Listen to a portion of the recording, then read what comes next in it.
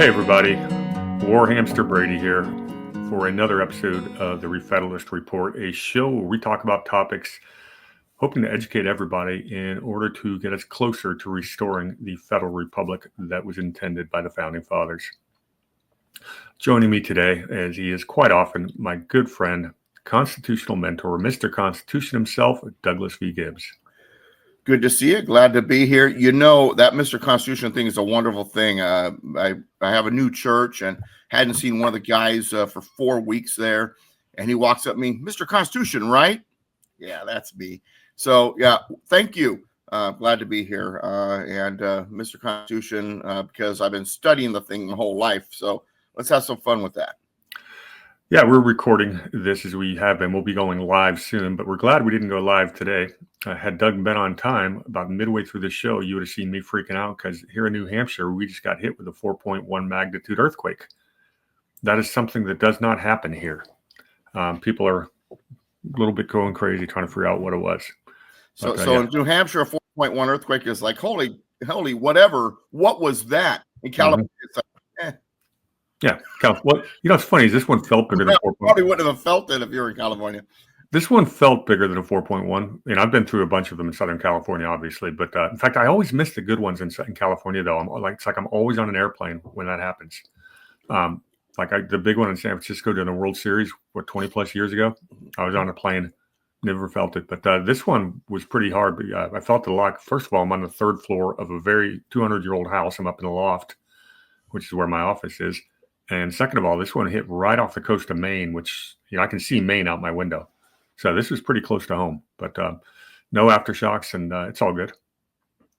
But I typically sleep through them. Northridge quake, I slept. The only reason why I woke up is because everybody's under the doorways going, oh my gosh, what? Yeah, this wasn't anything like that. It maybe lasted about 3 or 4 seconds, but the house moved. It shook.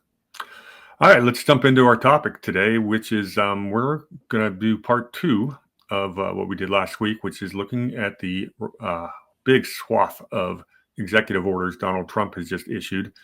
And we're not going to talk about so much from a political standpoint, but whether they are constitutional. Does the president of the United States have the authority to make these orders or not?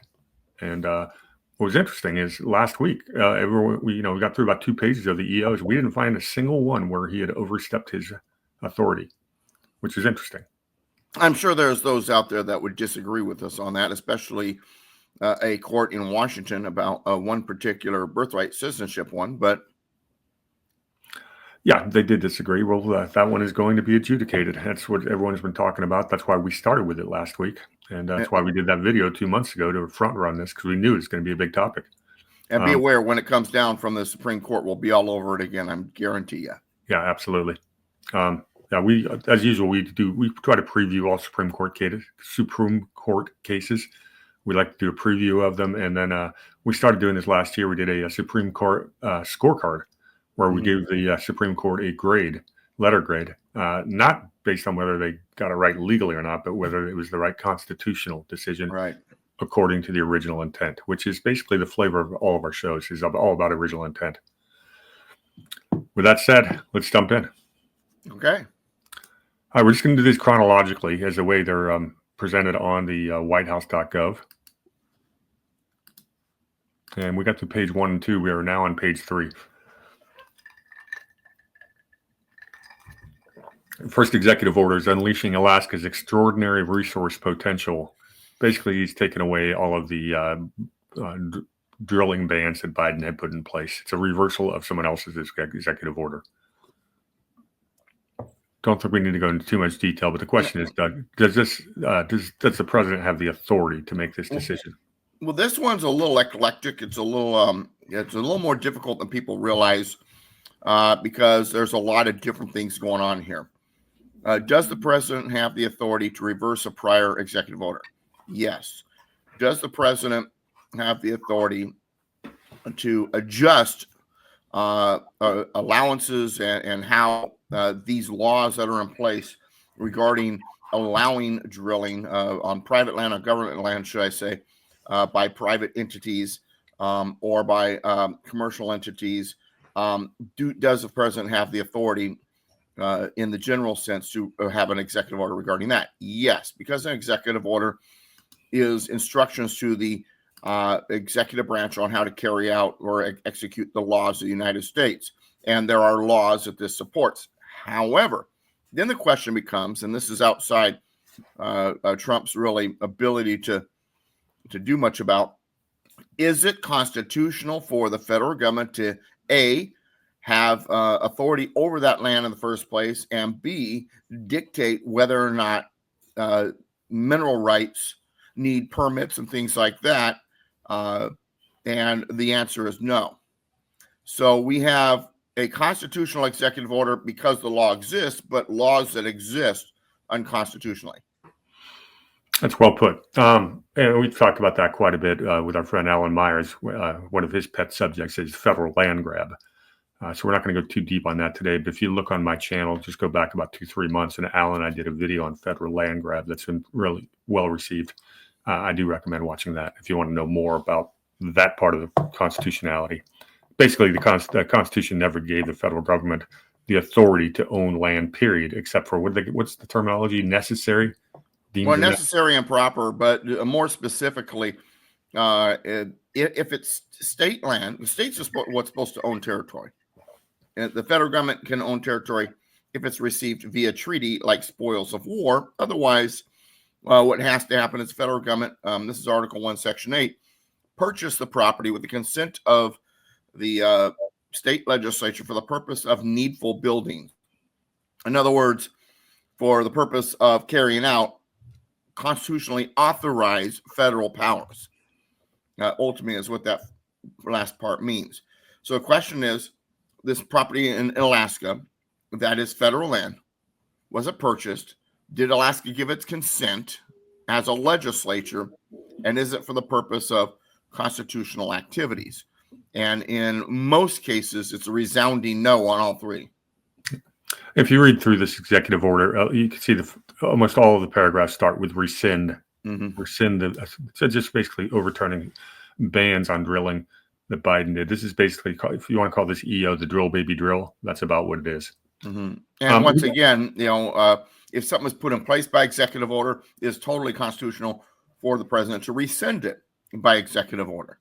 Yeah, and it's worth noting that they're in the language here, and we're not going to dive into it any deeper, but they do talk about drilling in an environmentally protective way. They're not talking about just, exploiting all the resources and polluting the entire state of Alaska. That's not what this is about. The two things can be true at the same time. Well, you mean like with lithium mining? That'd be a great example. All right, let's move on to the next one. This is one of many that I have very similar titles about protecting the American people against invasion, which sounds very good. Also sounds very constitutional. He's talking about the unprecedented flood of illegal immigrants, and aliens are here unlawfully. This order ensures that the federal government protects the American people by faithfully executing the immigration laws of the United States. Great concept. In this particular case, he is saying, in furtherance of the policies described, creating a comprehensive regional framework to address the causes of migration, to manage migration through North and Central America, to provide safe and orderly passage for asylum seekers, which is a very interesting topic. Bottom line is, this is a lot like a lot of the other ones, how he's going to go about enforcing it. What I like here is he says, the Secretary of Homeland Security shall take all appropriate action to enable the Director of U.S. Immigrations and Customs Enforcement, etc. I had a really great example of this over the weekend. Apparently, Tom Homan was sending a plane of Colombian immigrants back to Colombia. And the president of Colombia, she says, we're not going to accept them. Well, Trump gets on his phone and starts tweeting out or truthing out, well, here comes a bunch of tariffs that we're going to throw down in Colombia, basically shutting off almost all access to the United States. It took her about 3 hours to do a 180. And now you've got the president of Honduras calling for an emergency meeting of Central and South American nations, trying to figure out how the heck are we going to deal with all these immigrants that Trump's sending right back at us. So, meanwhile, the mainstream media is still reporting, well, they rejected them. Well, context is everything. They sure tried to. Didn't last long. the memes going around the internet on this are just absolutely hysterical. I should have brought a few to share, but it goes back to our question: is this executive order constitutional? Well, first of all, let's get the groundwork laid out when it comes to the immigration issue. There is immigration law on the books. This is carrying out immigration law on the books, that immigration law that not only requires persons entering the nation to go through immigration protocols, but also giving the federal government, and more specifically the executive branch, the ability to deport those who break the law. And so from that standpoint, absolutely. Can all these actions be done by executive order only? Yes, because the laws are already on the books. And then the question is, does the federal government have authority regarding immigration and securing the border?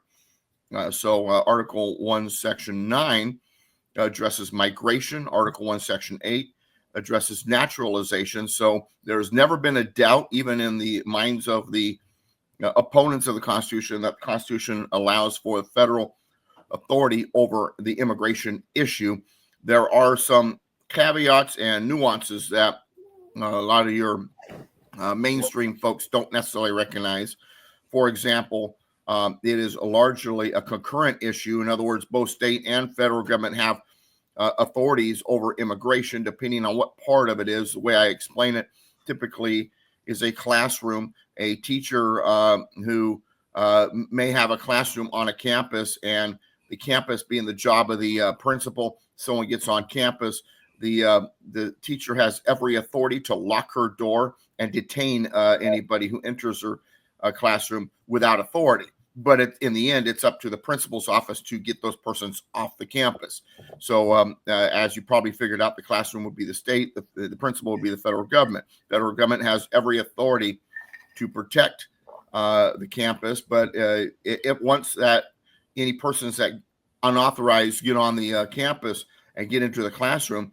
Once again, not only is it the state's authority to detain or lock their door, but also to communicate and cooperate with the principal's office to make sure that that person is apprehended and removed from the campus or country in this case. So that's the immigration issue. As for the border, Article 4, Section 4, the federal government has the authority to protect the states against invasion. Invasion, while the first thing comes to our mind is military invasion, really what they meant by invasion was any unwanted encroachment. And that would include illegal aliens coming across the border against the law, especially when among that group are those who maybe, have ties to criminal gangs, ties to drug cartels, ties to countries that are considered enemies of America. And so this is not only an immigration issue, but in that sense, it becomes a national security issue, which lands right smack into the lap of the commander-in-chief, the president of the United States. So this is a very constitutional executive order. Once again, one of the things that I appreciate is that the laws are laid out nicely when it's not something being rescinded in these executive orders. Part of the reason for that, for those of you who have not heard this before, during the Kennedy presidency, it was decided that they would make a rule that anytime there's an executive order, the law that it is executing needs to be listed in the executive order. So before Kennedy, that was not necessarily a requirement. Now it is. Excellent. One part about this executive order worth mentioning is he talks about Section 7, identification of unregistered illegal aliens. This is important because we heard an announcement out of Illinois over the weekend. J.B. Pritzker, their governor, who some think has aspirations for the White House in 2028, now that Gavin Newsom has taken a nosedive. He basically is saying that he's encouraging illegal aliens to change their name in Illinois. They're going to help cover it up. That's not going to go over too well with Tom Homan. We'll see how that power play plays out. But illegal activity to enable an illegal activity. Yeah, aiding and abetting, all that kind of stuff. Mm-hmm. And Homan's, basically he's been going and making the rounds on different shows, basically citing the exact statute that allows him the basically the power to enforce the border policies, but also to crack down on people that do aid and abet and try to interfere with the deportation process. And he's well within his rights. So there are going to be some showdowns. Mm-hmm. This is the FAFO stage. We're about to FO. For those of you who know what FAFO means. And what's funny about this is he's the border czar. Czars, according to tradition, don't have to be confirmed by Senate. These are people who work directly with the president. They're answerable only to the president. That is their direct line. Hey, who created this czar idea in the first place? Oh, the enemies of the Constitution. This is what I love about it, is we're using their game against them. Yeah, I guess turnabout's fair play, even if it's the existence of a czar is questionable. We'll leave that for another day. Yeah, and think about where that name comes from too. That's what really cracks me up. But anyway. All right, next one we have is the OECD global tax deal. Probably skip over that one pretty quickly. The OECD tax deal supported under the prior administration not only allows extraterritorial jurisdiction over American income, but also limits our nation's ability to enact tax policies that serve the interests of American businesses and workers. Because of the global tax deal and other discriminatory foreign tax practices, American companies may face retaliatory international tax regimes if the U.S. does not comply with foreign tax policy objectives. Basically, this is some kind of a tax treaty that the Biden administration had entered into that gave other nations, and more specifically the European Union, authority to tax American companies, etc. This executive order is reversing that. Incredibly constitutional. Was that treaty ever ratified by the Senate? It was not a treaty. There's an agreement. Yeah, that's the difference between a treaty and an agreement. With foreign entities, It's a treaty. And therefore, or should have been. There should have been a treaty. And since there was an agreement or treaty and it was never ratified by the Senate, it was unconstitutionally agreed to in the first place. I know that the people want to play the nuance game with the agreement versus treaty. Any agreement with a foreign country from a founder's point of view it needs to be in a form of a treaty. They wanted everything to be not only written down and transparent, but for the states to have oversight over all of the operations of the federal government. And that's why the Senate has the advice and consent powers is the voice of the states as the senators. Remember, the state legislatures were appointing the senators. They needed to okay everything that the president was doing when it came to agreements with other countries. So trade agreements and all of that had to be in form of treaty. And needed to be approved by the states, the voice of the states. And so this is an unconstitutional agreement. Yeah, that's important because they've been trying to do the end around the treaty ratification process for quite some time. Obama did that, trying to get us in the Paris Climate Agreement. Once again, not a treaty, but an agreement. But the problem with that is, one president can enter into an agreement, but because it's not a treaty, the next president can come in and reverse it right away. And we're going to see some more examples of that as we go through the rest of these executive orders.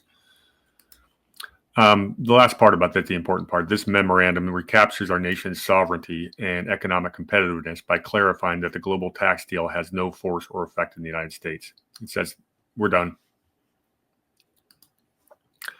All right, next one we have here is the organization of the National Security Council and subcommittees. Basically, he's wiping out most of the National Security Council, putting his own people in place, and kind of realigning the way the hierarchy works. Absolutely, that's within the president's prerogative. Absolutely. Yeah, I don't think we need to even click on that one. Yeah, anything, you got to realize, folks, that the executive branch, everybody that's in the executive branch, all the departments, all the divisions, all of the agencies, all of the people serve at the pleasure of the president. He's the CEO of that branch. He's the guy in charge. And so he has authority to do what he needs to do within the branch because he's the boss and they serve at his pleasure.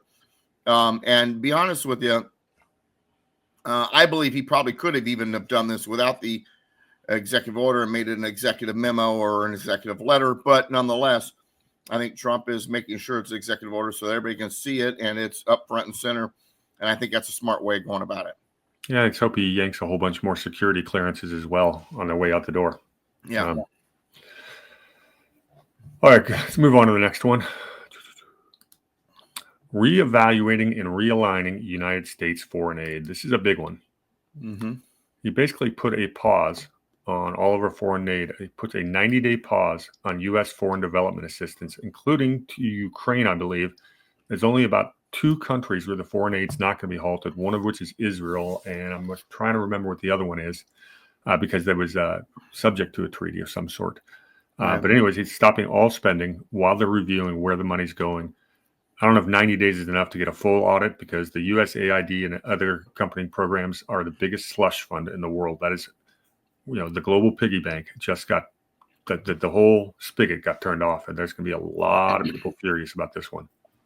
And to his credit, Secretary of State Marco Rubio, this is like his first action was to carry out this particular executive order. Rubio's always been interesting to me because I've always felt like he's had one foot in the establishment and one foot in the conservative end of things and kind of plays both sides. And I don't think he was a big fan of Trump in the beginning, way back in 2015 and 16. However, as Secretary of State, he has carried this out immediately. And I like the idea because the question of foreign aid has always been, first, is it constitutional even be sending out so much money to foreign countries for these ideas? And my opinion has always been, if it is in place by treaty, absolutely it is. Otherwise, not so much. Once again, the founders, wanted the states to have oversight over what the federal government is doing, and to be throwing out so much money to international interests that may or may not be related to our own interests might be dubious and need senatorial approval. Now, that said, I like the way he's doing it. It's not that's gone. It's, you know what? Let's take a look at it. Let's evaluate it. Let's decide. And that's a smart way of doing it because, number one, he's killing this idea that he's some type of dictator. And number two, it really is what you want to do because some of this aid might be necessary, might be important, might need to be going on because it influences directly our interests. Remember, George Washington, when he, in his farewell address, talked about the foreign interest out there, and basically said that unless it directly affects the United States, our interests, we should not get involved in foreign entanglements. And he didn't just mean militarily. This is a part of that. Yeah, the language of this is fantastic. I think these 2 paragraphs are worth reading, the first 2. Okay. The U.S. foreign policy, foreign aid industry, and bureaucracy are not aligned with American interests, and in many cases antithetical to American values. That's a pretty strong statement. Mm-hmm. They serve to destabilize world peace by promoting ideas in foreign countries that are directly inverse to harmonious and stable relations internal to and among countries. So that's pretty straight to the point. But this is the best part. It is the policy of the United States that no further United States foreign assistance shall be dispersed in a manner that is not fully aligned with the foreign policy of the President of the United States. He's saying, I was elected to be the president. I am the foreign policy. State Department is not going to like it, the career people there, because one thing that's been consistent since World War II is it doesn't matter if you've got a Republican in place or a Democratic in the Oval Office. Our foreign policy hasn't shifted a lot. We've had nothing but neocons and neoliberals, and it's the State Department, these career people. They've basically been shaping our foreign policy, and if the president gets out of line, we find out that they've got some friends that are able to, steamroll the president. The 3 presidents in basically since World War II who've tried to step up and do their own foreign policy have been JFK, who got shot. Carter, surprisingly enough, stood up to them and basically was a one-term president. They manipulated the whole Iran hostage deal to make sure that he would not be reelected. That impacted that election. And of course, Donald Trump, and we saw how the entire bureaucratic establishment, particularly the intelligence complex, worked, spied on his campaign, and worked to basically destroy his first term in office. He's not going to let that happen again. So this is important. One of the problems that we've seen, if we look back on history, is since World War II, the American policy has taken on this idea that A, we are to be the policemen of the world, and B, the way to carry that out is to be an unofficial empire. And so this is, and I've always disliked lefty, communistic, Marxist, cultural Marxism that calls us imperialistic. We are not imperialistic in a direct official manner, but we really are. It's just behind the curtain. And that's what and this is basically what's going on here, is we, since World War II, have carried out this empirical attitude and idea through, and we're using the might of the military, the United States military, to carry it out. And we, bases in every time zone around the world, and so on and so forth. And this is a move against that. This is one of the reasons why Trump is so hated, because he bucks that part of the establishment. He says, hey, we're not there to be an empire. However, because we are the biggest purveyor of liberty, we are to be present when needed. But unless it directly affects the interest of the United States, it's really none of our business. And I love that attitude. Yeah, and it's not just military force that we use to basically dictate other countries' business. We use the soft power, which, the popular term is a color revolution, Operation Gladio type of event. And what this means is we use a lot of this USAID money directed by the State Department. The State Department is the big brother of the CIA, and they use covert operations, and they basically do the rent-a-mob stuff, funnel money to NGOs like the Soros organization, try to make it seem like if there's someone that we don't like and don't want in power, we'll make it seem like they're unpopular, that they're a dictator, they're communist or what have you. And next thing you know, you get a color revolution, and we install our own puppet. We've seen it happen all over the world for the last 6 or 7 decades. That needs funding, and Trump just halted the funding. Well, the problem with that, a lot of that too, is what's been going on, especially in the last 3 or 4 decades, is we do that, but then we don't put in our puppet. We just say, well, this guy needs to get rid of, and what winds up filing in afterwards is something worse. Syria is a great example. Yeah, when we leave a vacuum, it usually comes back to haunt us if we don't put a puppet in. That's absolutely the case. Okay, back to the next of the executive orders. Here's a long one. Temporary withdrawal of all areas on the outer continental shelf from offshore wind leasing, and a review of the federal government's leasing and permitting practices for wind projects. Yeah, no more bird-killing, whale-killing windmills. This was a terrible idea to start with. It's an environmental disaster. It does not produce any energy. And I think we're going to see the end of all these offshore windmills. Thank goodness. And here on the Oregon coast, we actually had something on the ballot last November about that here on our own coast and with the state. And we voted it down. Interestingly enough, yes, lefty Oregon voted down maintaining or adding windmills off the coast. And a lot of it was because of the news back east and because it's just expensive. Now, you ever seen one of the blades, just the blade, being struck down the freeway? Think about how huge these things are. The energy goes into just making them and putting them out wherever, on land, on sea, whatever. That energy that was used is never made up with the energy allegedly saved by it spending and creating electricity. Yeah, so, that doesn't even count the environmental impact of when they're past their useful age, and these things only last something like, depending on the windmill, like 20 years. Then they have to be taken down. A lot of energy there, stored, put in some kind of a dump, stuff like that, and it is absolutely brutal on the environment. So this is good news. Question is, does the president have the authority to do this? When it comes to maritime properties, everything that's beyond a certain amount off the shore belongs to the federal government. For the Constitution does mention maritime law in a couple places, primarily in Article 3. Absolutely, the federal government has authority over maritime issues. Now the question is, can the president use an executive order for this? Well, once again, it's a matter of whether or not it's law and how it's being carried out. Now, this is kind of an example of impound power. How do you withdraw all this? You starve it of money. How do you starve it of money? The president has impound power. which basically means that while he's supposed to carry out the laws of the United States, he also can, and even though money is appropriated in certain ways, he can decide to withdraw expenditures if he wants to.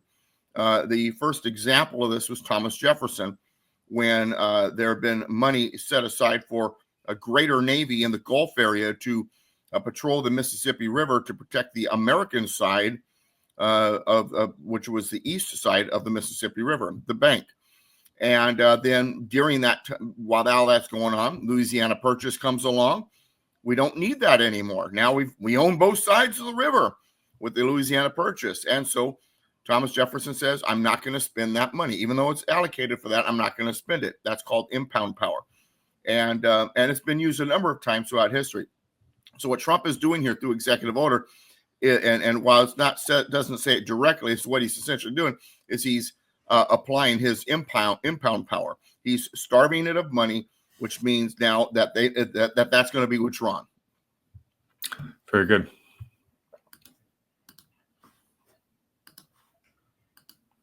Next one we have here, he's declaring a national energy emergency.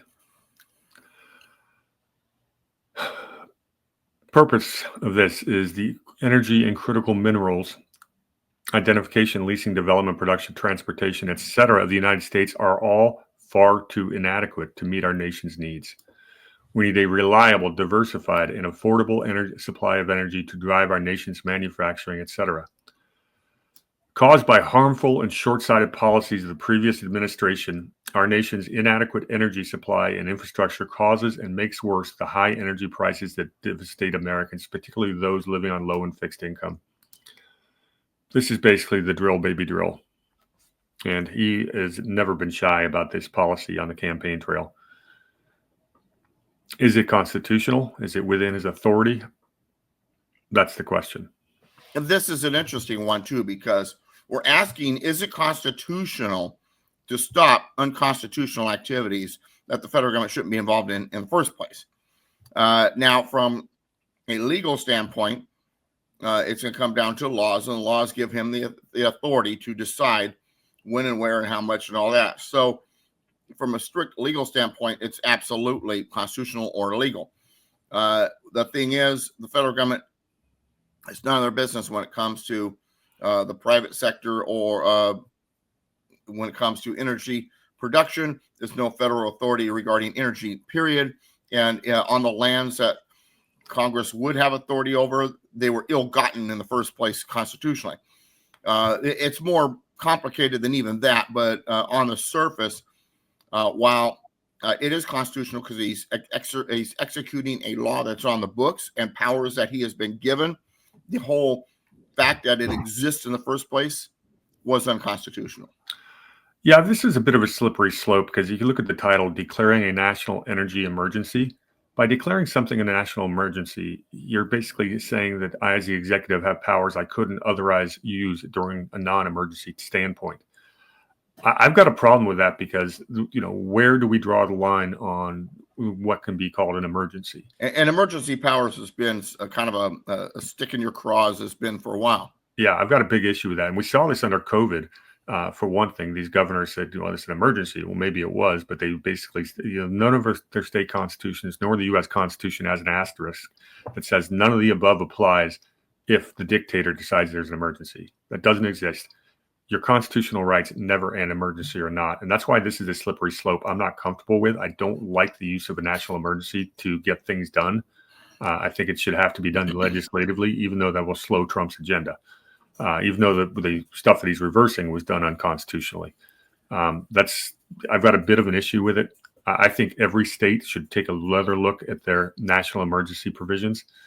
We saw the governor of New Mexico decide that there's a gun emergency and try to exercise emergency powers to change the gun laws outside the Constitution.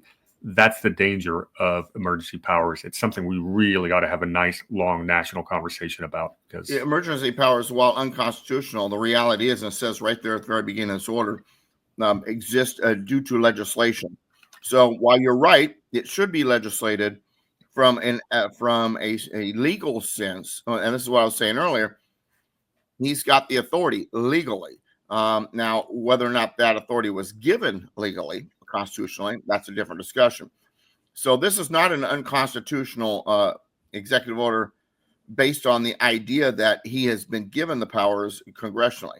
However, Congress violated the Constitution by giving him the powers in the first place. Excellent. So, constitutional action is not his; it's Congress's in the first place. Yeah, and this will be part of an ongoing conversation with us because there's going to be more abuses of emergency powers done by governors and presidents in the future. So just keep that conversation going. But I'm telling you right now, if I'm in a state that's got really bad emergency powers laws, I'd be working my butt off to get those repealed. And I'm surprised that hasn't happened more after COVID. But so we're going to see the tyranny bounce back until we just do something about this.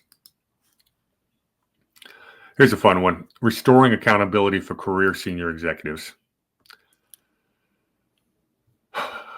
Pretty much does what it says. He's basically, is this the one where he goes to recategorizes them, make it easier to fire people in the government? Yeah, that's it. As the Constitution makes clear, and as the Supreme Court has reaffirmed, the executive power, all of it, is vested in the president, who must take care that the laws are faithfully executed. The president's power to remove subordinates is a core part of the executive power vested by the Article 2 of the Constitution and is necessary for the president to perform his duty. What we saw happen in the first administration of Trump was a lot of these senior executives basically tried to ignore his orders, and it's almost impossible to fire them. They had lifetime pensions. You can never fire them.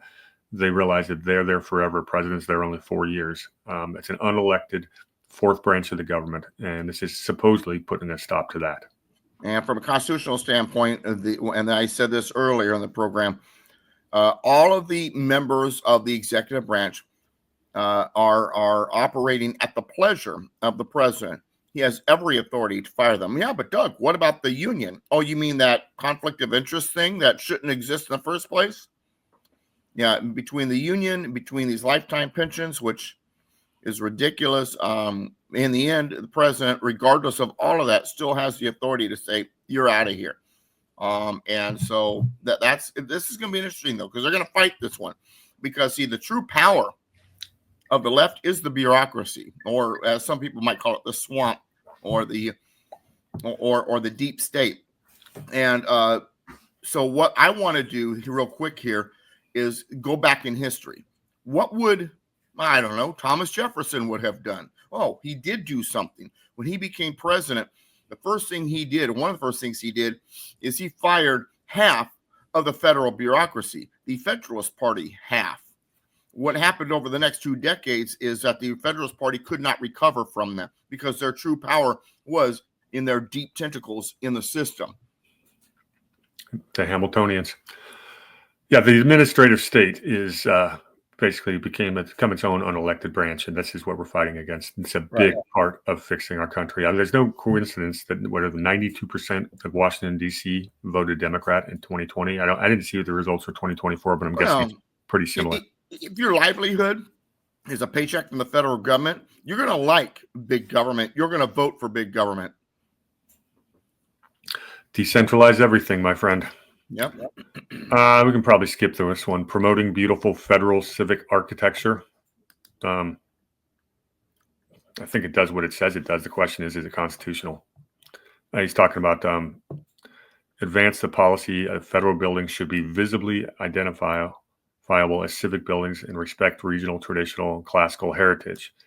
Is this where he's talking about going back and renaming some of the federal monuments, or is that's a part of it? I think the main part here is to get rid of the let's make federal buildings look like they're just a part of the entire scene. They need to be distinct. They need to be identifiable. The federal buildings that operate within the executive branch, she has that authority. The others, that's a good question. I have to take a look at the legislation around it, and if there's legislation that gives him that power, or even though I don't like the fact that they give power, but nonetheless, I have to take a look at the legislation on that. I kind of think this one might be a bit of overstepping. We don't want a president to be in charge of everything. It's kind of outside of his parameters. Yeah. This one might be a little bit unconstitutional. It's not a major deal, though at least it shouldn't be. But I think it's overstepping the authority. So we've got at least one. We finally found one where he definitely overstepped. Well, it depends on the law. All right, fair enough. All right, here's a similar: restoring the death penalty and protecting public safety. This does exactly what it says. By the authority vested in me, capital punishment is an essential tool for deterring and punishing those who commit the most heinous crimes and acts of lethal violence against the United States. When President Biden took office in 2021, he allowed his Department of Justice to issue a moratorium on federal executions in defiance of this duty to faithfully execute the laws that provide for capital punishment.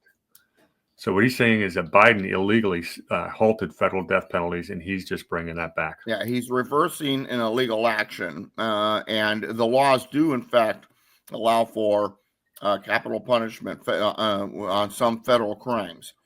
And if you're going to faithfully execute the laws of the United States, aside from the impound power, which I talked about earlier, the president's tasked with executing the laws of the United States. And so he's right. This is completely constitutional. This is reversing an unconstitutional action by a prior president of the United States. Now, there's an argument to be made against the death penalty. And I get that. I also believe Trump's making the argument that death penalty is a very good deterrent, and that should be self-evident. The issue with the death penalty is it's permanent, and we know for a fact that courts are not, they don't bat 1,000. They make mistakes.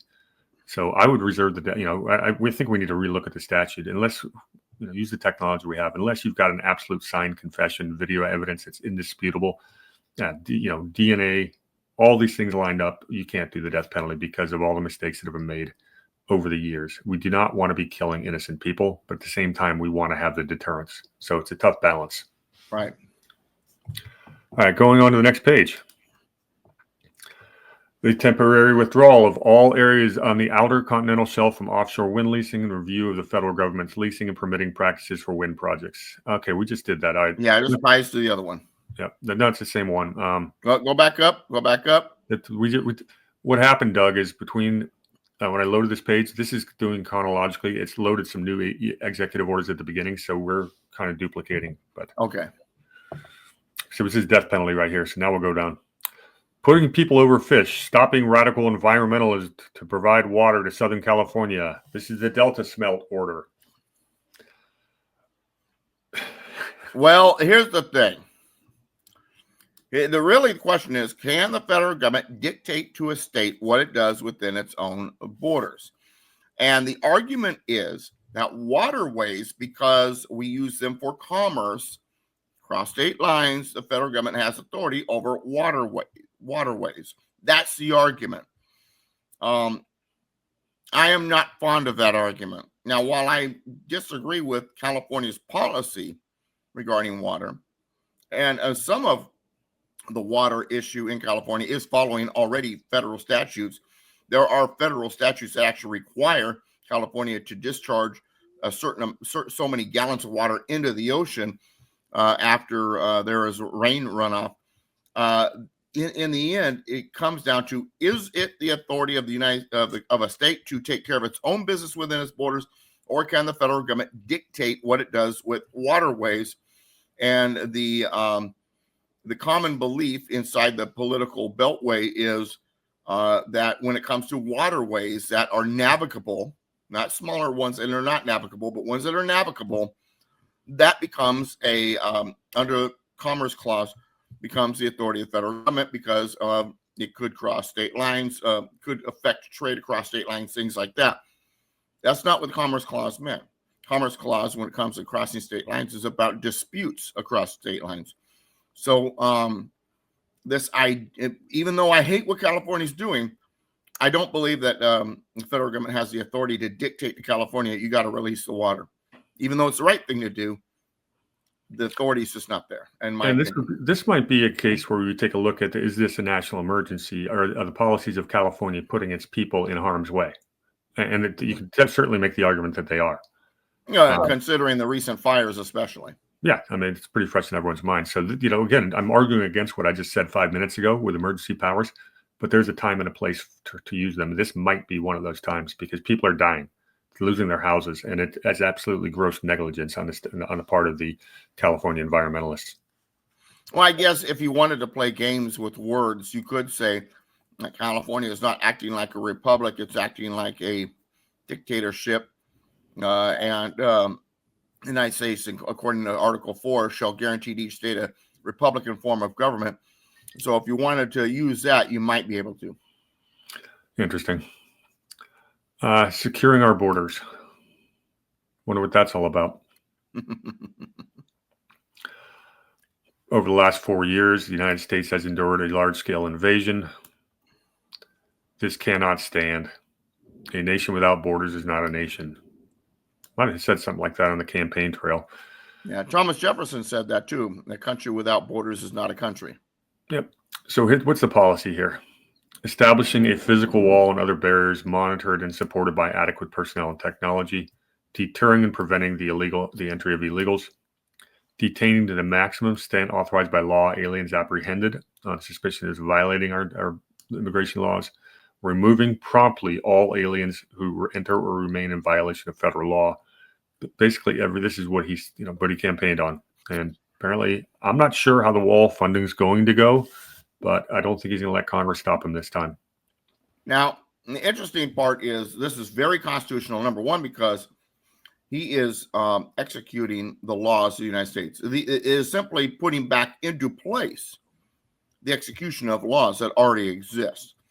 Now, what I don't see as you've been scrolling down, and because I haven't read this one, is whether or not it also uses Article 4, Section 4 of the United States Constitution as authority in addition to the laws that are on the books, which gives the federal government and the executive branch the authority to protect states from invasion. Article 4 is not mentioned in this executive order. Okay. But the laws that are in place because of Article 4 and because of Article 1, Section 8, and because of Article 1, Section 9 regarding immigration and the border, those laws are mentioned. And so this is completely constitutional. He is executing laws on the books, and they are constitutional laws on the books on top of that. Very good. And I am in complete agreement. This is it's almost the definition of one of his major authorities is to protect the border. Mm-hmm. We did protecting the meaning and value of American citizenship on the first episode. That was the first one we did, so I'm skipping past that for now. Realigning the U.S. refugee admissions program. That goes along with what we just read. And the thing is, though, here's what's happening. The Democrats will tell you, hey, these people went through a process. They've been approved. They've been vetted because, we call them refugees. And what they do is they then get a bunch of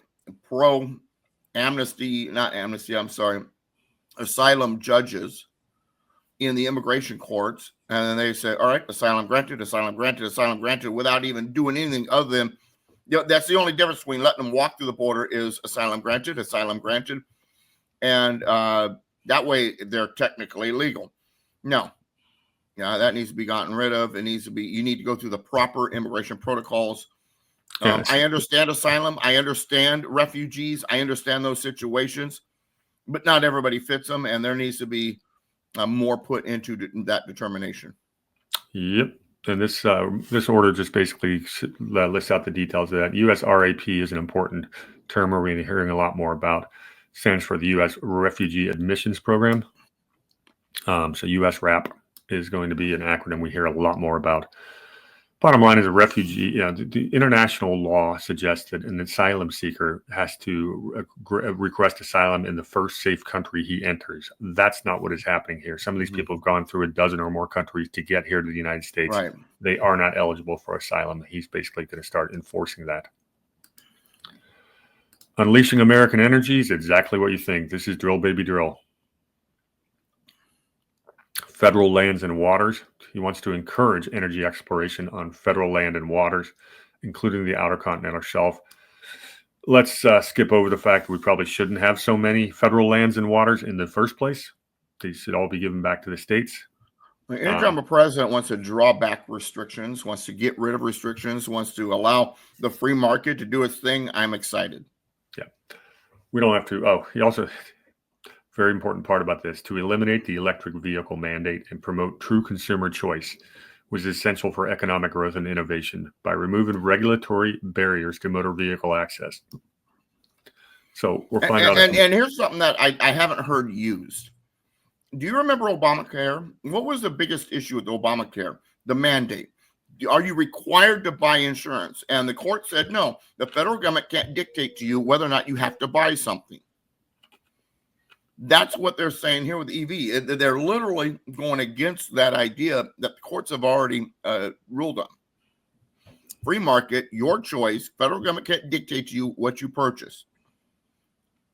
And states are just as bad. I've got some compact fluorescents that I need to replace.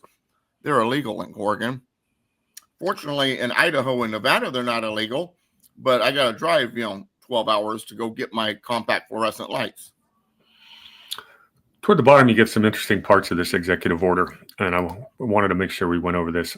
Pursuant to this policy in Section 2 of this order, the Attorney General shall consider whether pending litigation against illegal, dangerous, or harmful policies should be resolved through stays or other relief.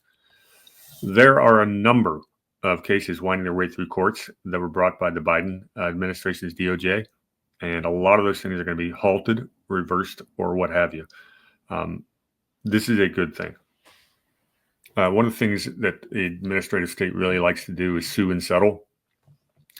Whether basically someone who's aligned with you politically will sue you, and you act like you're in a fight against it, and then you go and get an arbitrator and you settle and give them exactly what they want, effectively making law without legislation. That's going to put a stop to a lot of this when it comes to the environmental stuff. The rest of this executive order is just revoking a ton of previous executive orders. Which, once again, is very constitutional. If something's put in place by executive order, it can be removed by executive order. Yeah, climate-related financial risk, all this climate stuff is just gone, which is wonderful. Hey, Brady, where in the Constitution does it give the federal government authority over climate or environmental things? Isn't that the 29th Amendment? Yeah, there you go. You had to say 29th because there's some confusion on whether or not there's a 28th. Well, there's actually more confusion over how many 13th Amendments there actually are. There is that. All right, moving on. Clarifying the military's role in protecting the territorial integrity of the United States, basically using the Marines at the border, which is 100% constitutional.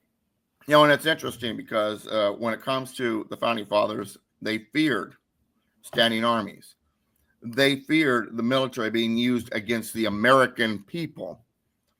That did not mean that they could not have military operations on domestic properties. The military operates on domestic properties often for different reasons. Also, the states have every authority to defend themselves against incursions and can send the National Guard are armed with ammo and ready to shoot. Why? Because the state has the authority to wage war in the case of if they believe they're being invaded or imminently can be. And this is Article 1, Section 10.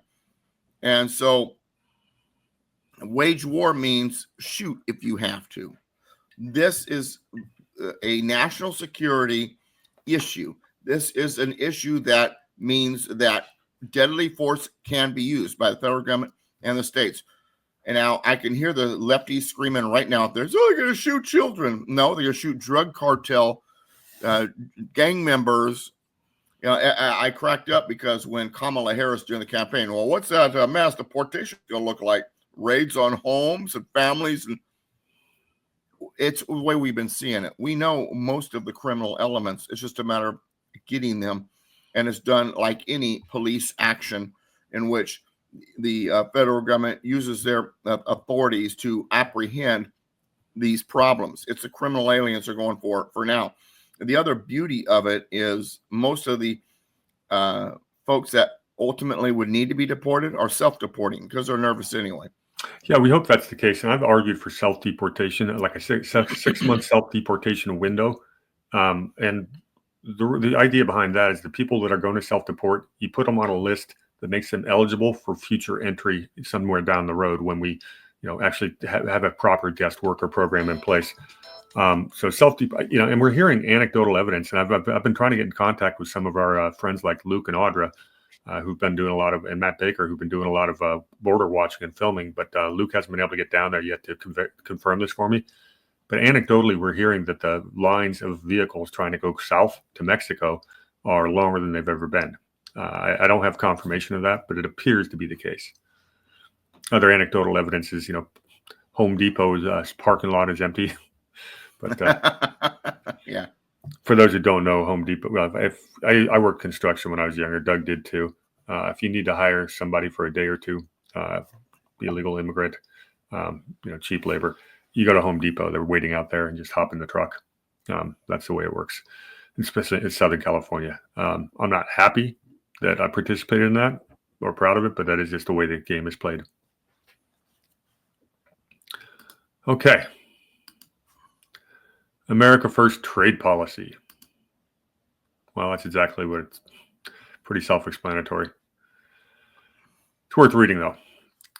Background: in 2017, my administration pursued trade and economic policy to put America first, blah, blah, blah. What's the actual order here? He's talking addressing unfair and unbalanced trade. Secretary of Commerce, in consultation with Secretary of the Treasury, shall investigate the causes of our country's large and persistent annual trade deficit in goods, as well as the economic and national security. Sounds like a good idea. Now he's starting to talk about the External Revenue Service, and this is what I want Doug to touch on. We can leave alone the fact that the Internal Revenue Service probably isn't constitutional, but would an External Revenue Service be? Absolutely. And tariffs is a tool that the founding fathers used not only for taxation, but also to manipulate relations with foreign countries. Exactly what Trump is doing. This is the founding fathers would be proud here. And now when it comes to the federal government and tariffs and dealing with all of this, you're probably going to want a single office that's going to handle all of this.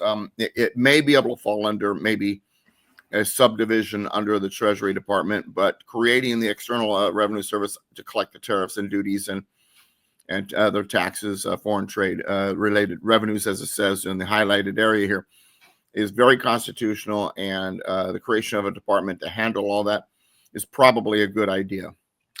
Now, tariffs are a tool that can be abused, as we've seen that throughout our history. So you want to be very careful. Smoot-Hawley being a good example. Yeah. Well, also the tariff of abominations, which basically was benefited the northern states and harmed the southern ones.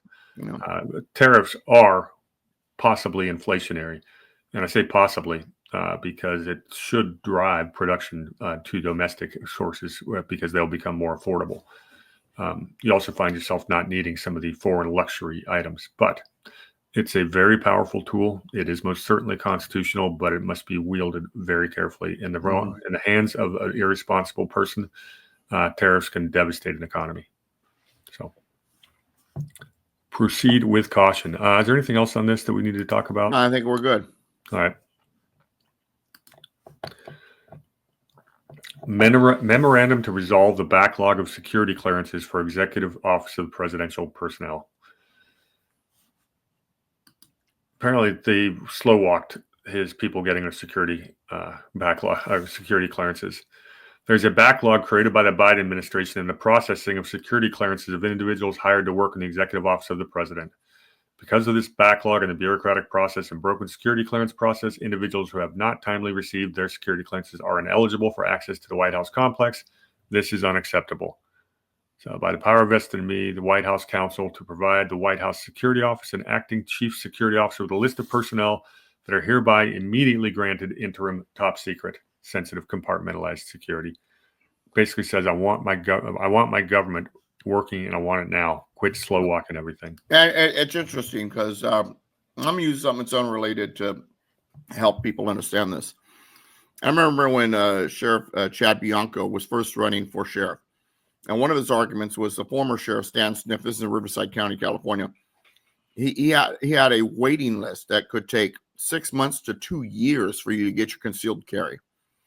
And Chad Bianco says ridiculous. Orange County does it within 2 weeks. We have the technology, we have the personnel, and Stan Sniff had all kinds of personnel involved, but they were slow walking on purpose because Stan Sniff was anti-gun,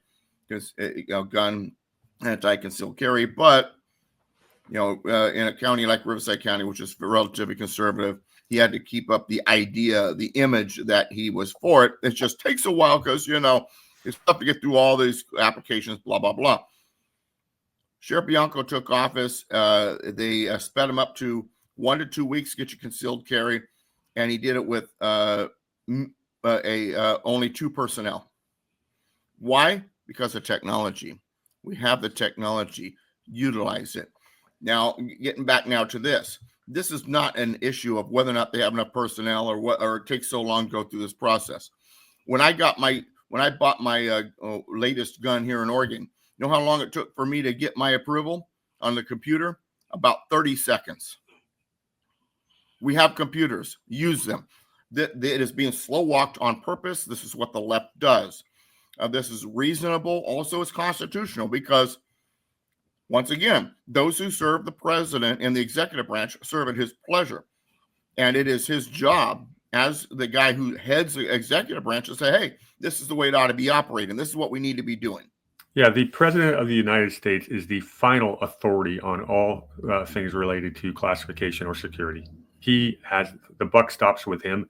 If he wants to give you security clearance, it's yours. Okay. Declaring a national emergency at the southern border. Again, using national emergency powers gives you the ability to get around a lot of things. Now, the thing is, though, the things he's wanting to do at the southern border is unconstitutional in the first place anyway. I think he's using national emergency to put a rush on it. Yep.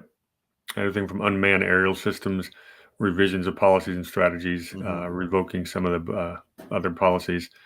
We knew this was coming as soon as he won the election. But we don't need to hammer this one home too hard. Not at all. Here's a fun one. Guess this video is not going to go up on YouTube.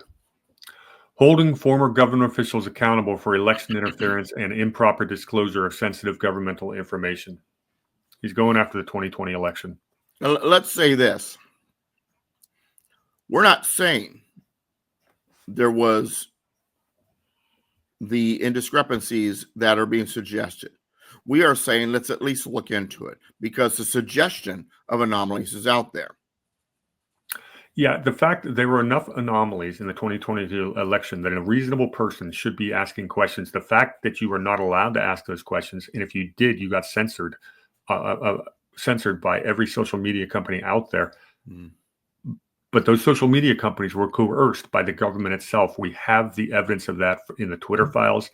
We have the evidence of that in the court case of Missouri versus Biden. We actually know this for a fact that the federal government was pressuring and coercing these companies to censor people to make sure that we could not ask those legitimate questions regarding the 2020 election. And when they tell me I can't talk about something, it makes me want to talk about it one hell of a lot more. Well, and we even have admission of such coercion by people like Zuckerberg, which he admitted it as he was kissing the ring. That's beside the point. Yeah, well, this one specifically states the 51 former intelligence officials that talked about the Hunter Biden laptop, which would have changed the election. They have all had their security clearances stripped already. And Zuckerberg admission, the laptop was a large part of that discussion. So here's this is worth reading if someone has got the time, but what are the actual policies this thing? Okay, he just basically names all these people who are losing their security clearance, and it's just beautiful. And these people, having that security clearance gives you access to information. It is a second career for these people. This allows them to go on all the shows, allows them to be a source for reporters.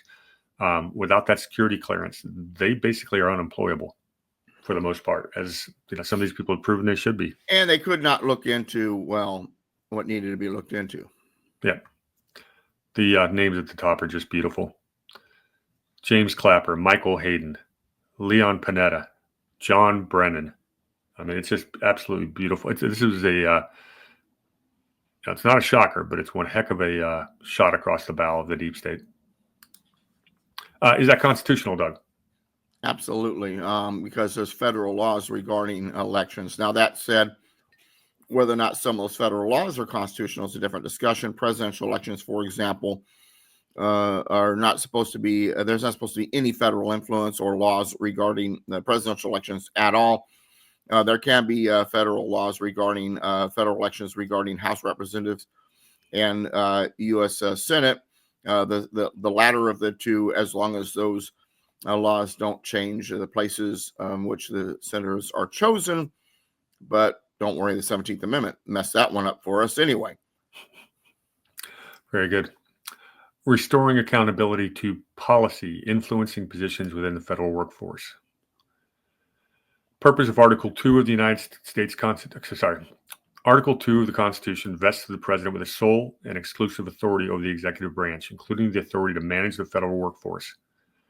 Critical aspect of this executive function is the responsibility to maintain professionalism and accountability within the civil service. This accountability is sorely lacking today. Only 41% of civil service supervisors are confident they can remove an employee who engaged in insubordination, etc. So what is this actually doing? They can now remove the text between the words "make necessary" in the 7th paragraph, blah, blah, blah. They're going after the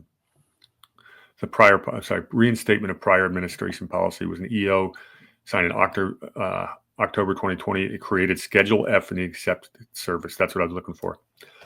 Schedule F makes it easier to fire. You reclassify federal employees as Schedule F, and they make it a lot easier to terminate.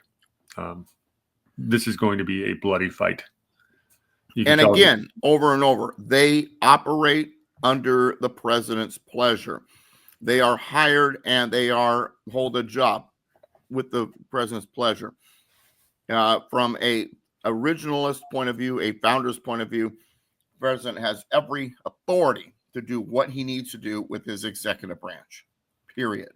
This is a fight to retain control of the deep state, to keep the deep state in place, and well, Trump wants to drain that swamp.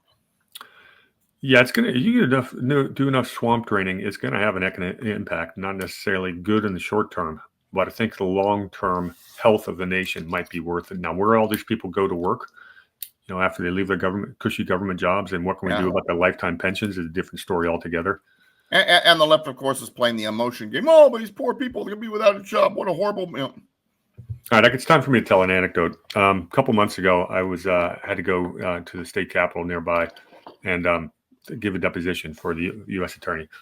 Don't worry, I'm not a suspect or anything like that. I'm just giving testimony on an issue that I had some knowledge of. I walk into this federal building, and you go up to like the 4th floor after getting screened, going through the metal detector, all that.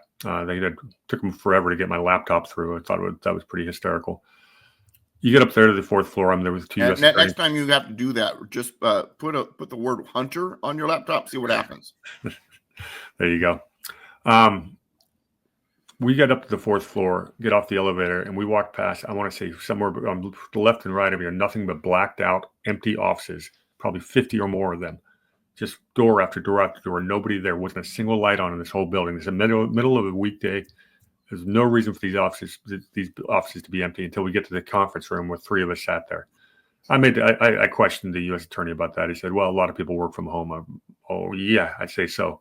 Yeah, I'd say it was over 90% vacancy. I'm tempted to go back by there this week and videotape it to see if some of these executive orders to make people go back to work, if it's actually made a difference there. But I try to spend as little time in federal buildings as possible, so I may not make that trip. But yeah, it is terrible to see an absolute ghost town and know that it's federal. Your tax dollars are paying for that. So this is a big deal. Is it constitutional? Schedule F? Yeah, I would say so. There's going to be a fight with this one, though. So buckle your seatbelts. Yeah, I saw a video of a federal worker complaining because it'll make them have to work harder. Yeah. So, Doug, we got about another 2 pages to go. I think we can get through it in the next half hour. Let's wrap up this page because I've got something going on in about an hour and a half, and I want to get prepared for it. Let's finish this page, and then we'll do episode 3 for the remainder. Okay, that's fine. As long as hopefully we can get that done this week. Well, here's a big one: withdrawing from the United States from the World Health Organization. We kind of ding. I love this one. We kind of touched on this earlier because it's not a treaty. Let's go ahead and read it. The United States noticed its withdrawal from the World Health Organization in 2020 due to the organization's mishandling of the COVID-19 pandemic that arose out of Wuhan, China. We all know about this stuff. There's some interesting language here. In addition, the WHO continues to demand unfairly onerous payments from the United States, far out of proportion with other countries' assessed payments. China, with a population of 1.4 billion, has 300% the population of the United States, yet contributes nearly 90% less to the WHO. That's a reasonable grievance. China is second biggest economy in the world, and yet in many of these agreements, they are treated like a third world country, especially when it comes to the climate. They are able to pollute all they want. The United States has to pay for it. It is ridiculous. We need to. That's why we're out of the Paris Climate Agreement. So sovereignty of the United States was a big deal with the founders. And during the Virginia Ratifying Convention, the idea of us having certain treaties or being members of international polities like WHO, United Nations, NATO, things like that, did come under discussion and deep scrutiny. And there was a fear that America's sovereignty could be transferred to an international polity if we became members of these polities. And so my point is, things like WHO was something that the founding fathers were warning us against. United Nations, founding fathers were warning us against. Yes, there's going to be some agreements that may seem necessary at the time due to treaty, NATO being a good example. But then again, sometimes those situations outlive, or the treaty outlives those situations, and that needs to change. The biggest point here is we got to be careful that we don't allow international organizations, polities, to dictate regarding our sovereignty. America first, our sovereignty. This is what the founders wanted. This is a huge constitutional move, and because it's not a treaty, doesn't require all kinds of legislative action. It is an agreement, and therefore the president, like with the Paris Accord, can say, we're out of here. And he did. We dodged a bullet on this one. If we had a Democrat won in 2025, we would have been signing this WHO treaty, which basically would allow the director of the WHO to declare an emergency and to order Americans to do things like lock down, wear masks, take vaccines. They would have had that legal authority. It's in no way, shape, or form would that have ever been constitutional, but that was what was coming down the pipeline. They won't stop, these globalists, but they've definitely been smacked back quite a bit. Interestingly enough, part of this executive order orders U.S. employees and personnel to stop working in any capacity with the WHO. We're not just withdrawing. We're having to create our own internal positions or contractors that can do the same role of what the WHO allegedly was doing. Right. So this is a big deal, and it most certainly is constitutional. Very smart move. Okay, we'll do 3 more today. All right. There's a big one coming up, and there's some language in there, and I don't want to rush it. So it's good that we'll do a 3rd episode. The application of protecting Americans from foreign adversary controlled applications act to TikTok.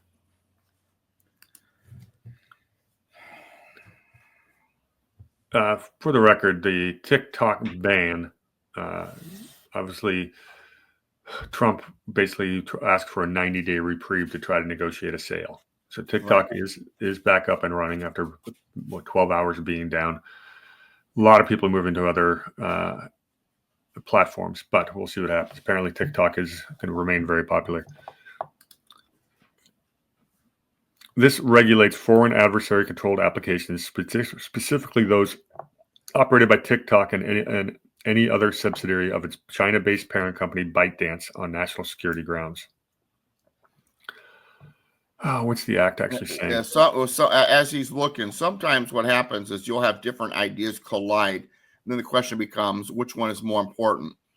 And what's colliding here is our freedom of speech and our freedom to choose which product to use. Can the federal government dictate to us what product we're allowed to use, even if it's a product owned by a foreign source? On the same token, you have national security. The question is, does national security trump that when it comes to products that are owned by foreign adversaries? Now, here's why this is totally constitutional. In the end, who negotiates trade? The president. And whether or not you like it, TikTok is trade with China. This is a product that is being used, information, so it's falls within trade. The president absolutely can, and Congress can make law, and the president execute those laws to regulate who we trade with, what products we are willing to bring into this country, and so forth. So while there's a lot of screaming about freedom of speech and all that, this is a product from another country. It's a trade question, and Congress has every authority to dictate who our trading partners are and what products we trade. Very good. And what this executive order basically is doing, as we said, is ordering the Attorney General not to take any enforcement act for the TikTok Act for 75 days. It allows his administration the opportunity to determine the appropriate course forward. It's absolutely reasonable. That's really all this executive order does. It hasn't changed. Well, he would like to keep this trade going. He's realized it's a valuable product. Whether or not it will stand, and whether or not we keep TikTok or not, I don't know. I don't have a crystal ball.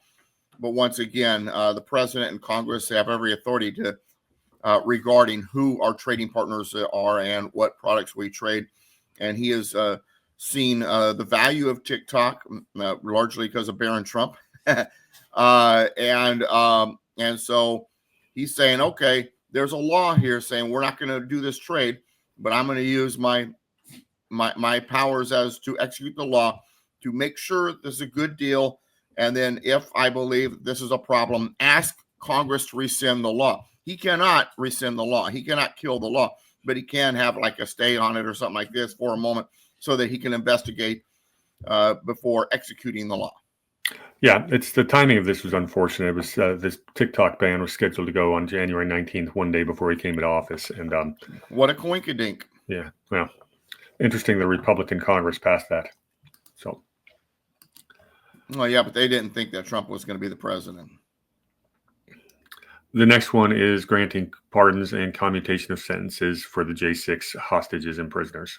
I don't think we need to talk about that too much.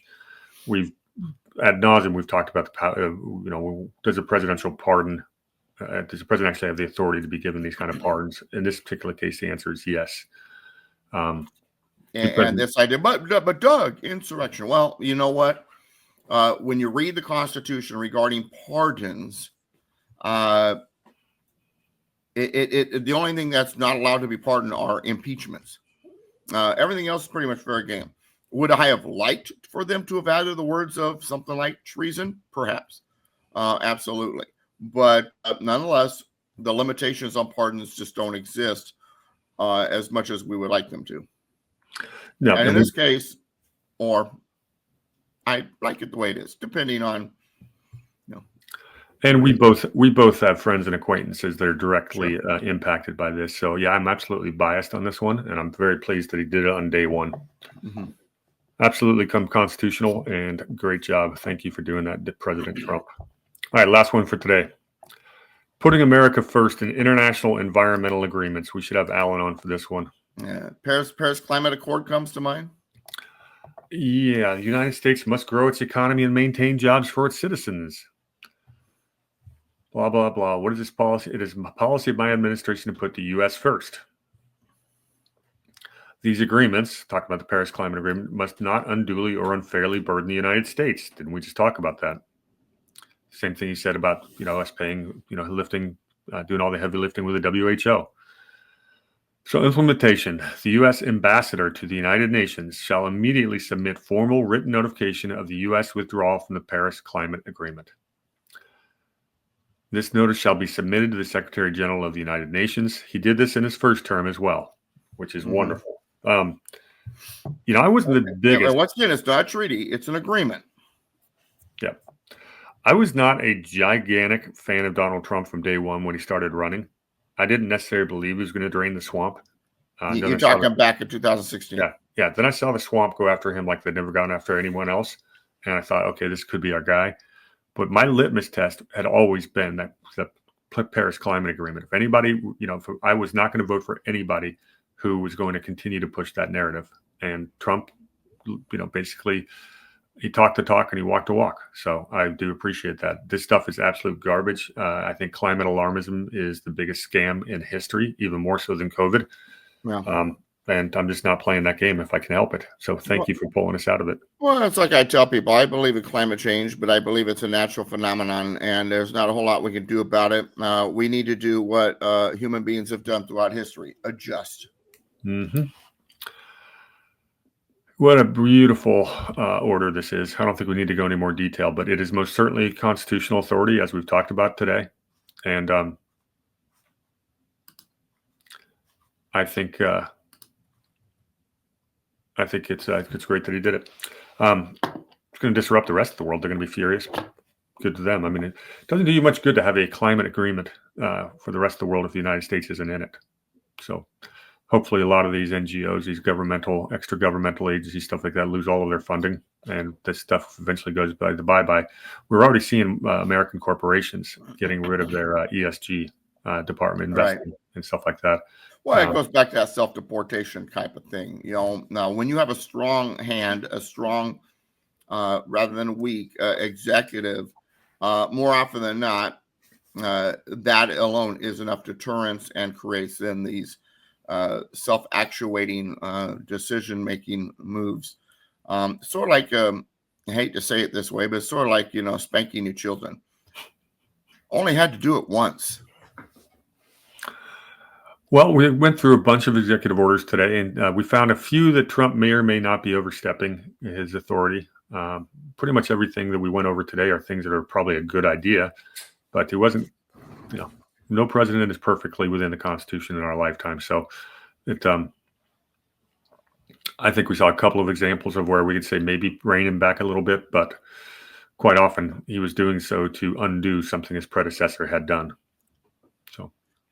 And for those of you curious about the person that keeps walking by, that's Mrs. Constitution. So she's up and around, and we're ready to roll for the rest of our day. We will be back for part 3. Thank you for spending the time with us. Doug, where can I find you? DouglasVGibbs.com. That's all you need to know. All right, everybody, this will be, I'll have this posted on my Rumble channel very shortly, and we'll have a couple more of these coming out very soon. Thanks for being here, Doug. Everyone, thanks for watching. Cheers.